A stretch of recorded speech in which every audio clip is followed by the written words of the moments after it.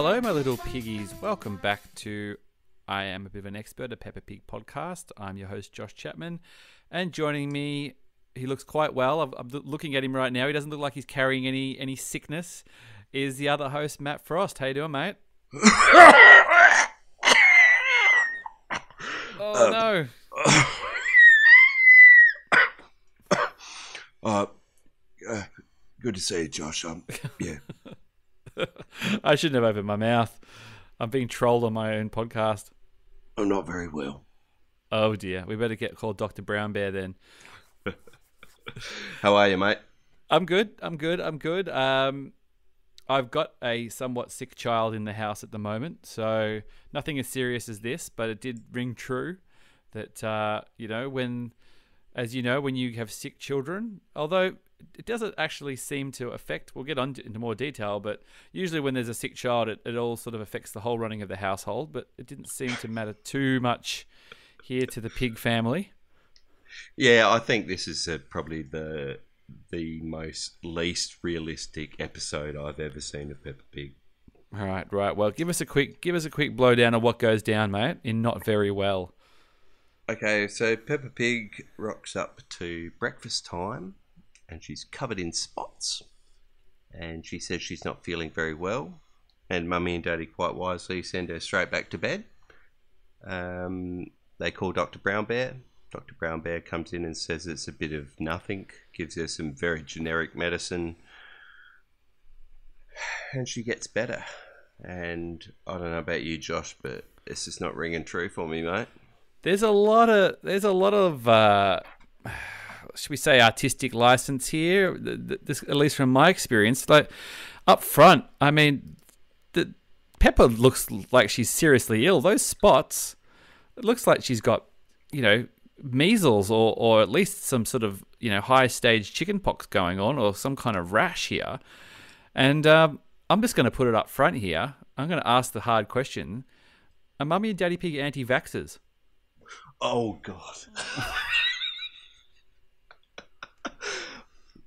How to answer this? No, they're not. They're not. They're not anti-vaxxers. They've had their shots. Yeah. Well, they go to daycare, so yeah. At least in Australia, that's why no they're jab, so no calm. play. That's why they know that calm. they've had their. Yep. All right.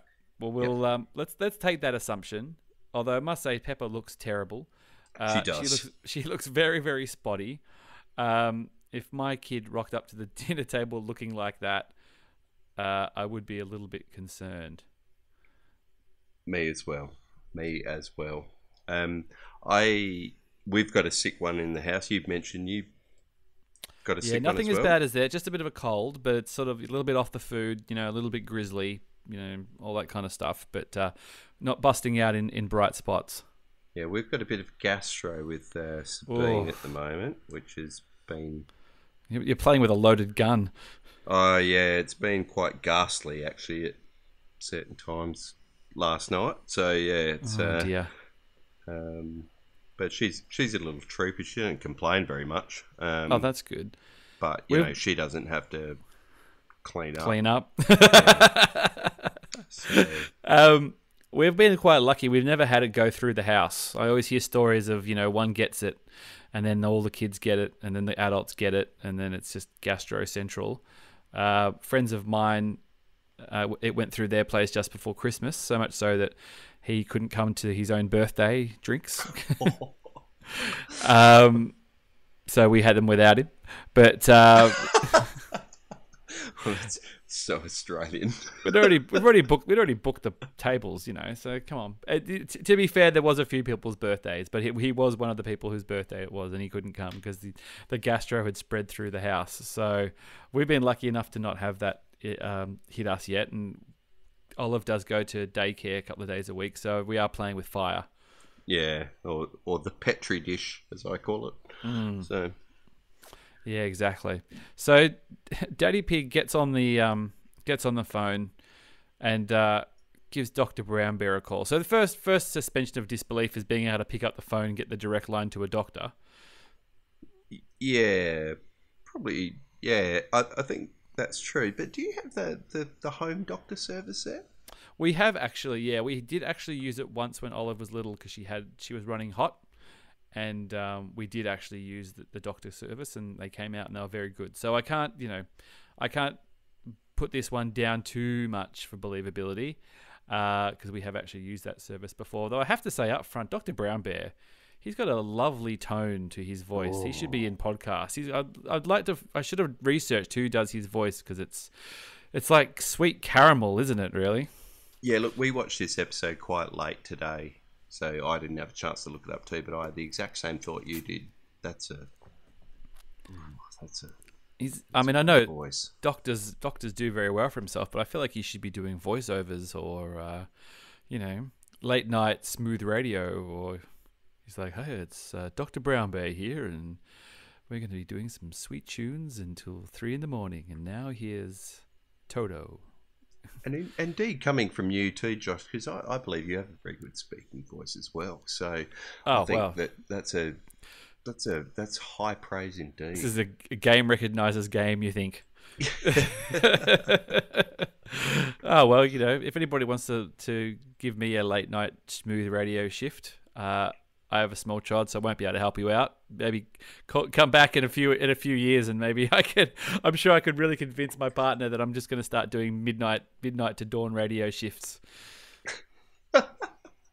Yeah, you got no chance, mate. Yeah, I've got no chance, not chance. So Dr. Brownbear, he puts the phone down, pops in. So he's quite happy to come around to the house and see Peppa, who's in bed, looking very spotty. Very spotty. Yeah, I think he doesn't do many tests, does he? No, he kind of just looks at it and goes, "Oh, you've got some spots, but you're obviously vaccinated, so it's not any of the big ones you need to worry about." I'm not quite sure I'm not even sure what you would. What even would that be if you broke out in spots? If it's not chicken pox and it's not measles and it's over in a day, is it some kind of heat rash, or could it be an allergic reaction to something? In the real world of medicine, I'm not even quite sure what exactly Peppa's got. I had some mystery thing when I was about 19. Where I broke out in spots and was absolutely floored for about at least 48 hours. And I think it was probably German measles or something. I don't know. Oh wow! I got chicken pox. Excuse me, quite an old age, but I was probably 13, 14. I got chicken pox, which is I've got scars to this day from them still. It was quite full on when you're older. And, for everyone, Josh is pointing to his chest as if the scars are in his chest. There. Yeah. That's all you need to know. Nothing too bad. But no, I do remember that, and just calamine lotion. Well, calamine's big for us. Like, that's what you use for mozzie bites. So. Yeah, exactly. Sometimes the old classics, they never go away, do they? No, absolutely not. So Dr. Brown Bear comes. He sort of pulls out some medicine. Now, a very interesting thing that he does here with the medicine, and I'm sure this is on purpose, is that basically the medicine doesn't taste very nice. Mm. So it's not like, hey kids, have some medicine, it's delicious. Although most kids' medicines now is going, it tastes like strawberries, it tastes like raspberries, it Correct. tastes like delicious. But they've actually gone, this isn't going to taste very good, Peppa, and she kind of goes when she eats it. Yeah, how does Olive go with medicine? It depends on the medicine. Some of them she quite likes the idea of having them. There's some sort of supplement thing that she takes that Kat and her both have, and she likes doing that where they both take this little supplementy thing. I don't know exactly what it is. Like workout or what? No, I don't know. No, I don't know. I don't even know if supplement's the right word. It's something very harmless that they take, and she likes that. And the kids' Panadol she's okay with, but it just depends on her mood, really. But we did one time she was a bit backed up, and we got something to help that along, and it was like a chocolate. I was like, oh, it's chocolatey flavored. It's kind of milky thing. She'll like this, and she hated it, and she didn't want to drink it, and it became a whole thing. So I don't mind the idea that she doesn't want to have it all the time, but I do want to have it when I want it when she needs to. Oh, if there's ever a Hobson's choice, it's particularly when they're sort of 2, 3. It's when you can't sort of reason with them. Yeah, for sure. But Yeah. yeah, we're lucky. Rarely had to have anything other than kids Panadol, kids Nurofen, or whatever. Yeah, same here. Yeah. Now, the episode, but Dr. Brown Bear leaves, and the episode takes this really weird turn where Mummy Pig makes the weirdest of calls and just says, "Hey, you're sick in bed. You're covered in spots. How about you invite a whole bunch of your friends over?" This is like. Correct. I watched this one with both kids, and Karina was lying prostrate on the lounge next to us, like absolutely exhausted. She was going, "What is this, like a chicken pox party or something?" Where they all want everybody to catch it. Yeah. And then she said, "Oh, did?" She asked if, like, did your parents do that? And I said, "Oh, I think that was well before, like, you know, when I was little, was well before the idea of chicken pox parties." I think. Yeah, exactly. Yeah. Exactly. So, I mean, the theory is that, I'm sure people know what that is, that you bring all the kids around, everybody gets it out of the way, and you catch it, and you start swapping glasses of juice and things, or I don't know. I don't even know if it's as graphic as that. But yeah, for some reason, Mummy Pig just says, bring Susie Sheep and Danny Dog and Rebecca Rabbit over to hang with Peppa, who's sick in bed. And then they all come into her room and hang out, and Susie comes in her nurse outfit. So there's actually quite a little nice moment where Dr. Brown Bear comes back and he's like, "Oh, you've got this. My nurse is already here." Yeah. These smooth tones come through, and well, yeah, he's got a good bedside manner. He's got the wonderful voice, but I've never seen him take an instrument out of that bag, and he's just prescribed a medicine straight off the bat without any sort of. Is he a fraud? Like, oh, you think he's like a catch me if you can kind of thing, where he's posing as a doctor? Yeah, he's just writing prescriptions out left, right, and center. Is he some sort of soul singer that got into a bad crowd and he's actually a doctor of love, not a doctor of medicine. Dr. Hook. Yeah, nobody asked any questions because he was so smooth. It's like, "Oh, I totally am a doctor." And I'm like, "Oh, well, this works. We haven't got a doctor here." And yeah, sure, Peppa's got stage 4 German measles, but whatever, you'll be all right in a day. Bring your friends over. It's suddenly a pandemic in Peppa's town, and Dr. Brown Bear suddenly not able to be reached. He's jumped into his panel van and driven off. But to his credit, that may or may not be true, but to his credit, Dr. Brown Bear does come back again. And Peppa's, you sort of skip through, there's 3 or 4 sort of shots, and Peppa's dots are mysteriously disappearing in each shot.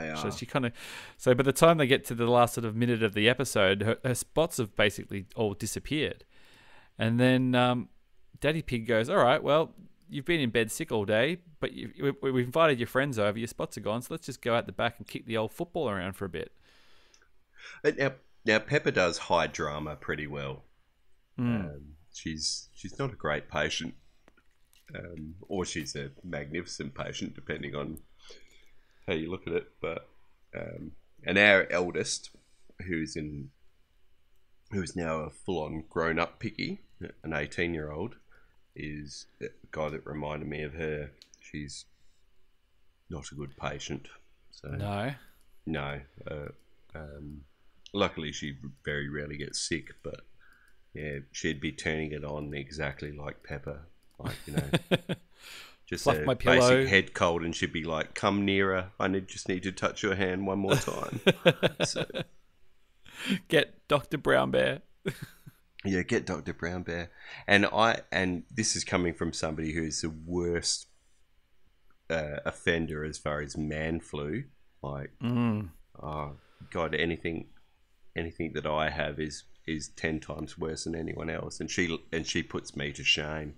Oh wow! Yeah. Oh, I've got that to look forward to. I don't get sick that often. I was off sick a few weeks ago just for a day, but it was that thing where I was all right by midday, and then it's not a bad afternoon by the time you're okay by midday. You're not at work, but well, I think that's just a hangover, Josh. Yeah, wow. If I went out every now and then, maybe if I actually got the chance to leave the house, maybe. But good episode this, despite the crazy inaccuracies here. Any closing thoughts on this one, mate? my closing thought is we need to keep a close eye on Dr. Brown Bear. I think you're right. Well, we've got another sort of 400 episodes to keep an eye out of him for, see where he pops up. But no, a good little episode here. Always nice to get more characters, and as ridiculous as it is to bring people into your sick bedroom, it does throw out a few. Get to see some of our favourites again, so not so bad at all. They are the posse, aren't they? Rebecca Rabbit, Susie Sheep, Danny Dog. Yep, they've got a little crew. They're the core. All right, well, you can follow us on the socials at Peppa Pig Pod. You can leave a review on iTunes if you like. Keep downloading and sharing it. We really appreciate it, and sending messages on the social medias and things. Very, very nice to hear from people when they send us stuff. And we'll be back next time with snow. Oh, there we go. There we go. It'll be perfect for this weather. So thanks a lot, mate. Thank you, Josh, and good night, little piggies. Yeah, we're playing a tune and we're singing a song with a bang and a bong and a bang. Bong, bang, boo, bing, bong, bing, bing, bong, bingly, bongly, boo. Bong, bing, boo, bing, bong, bing, bing, bong, bingly, bongly, boo.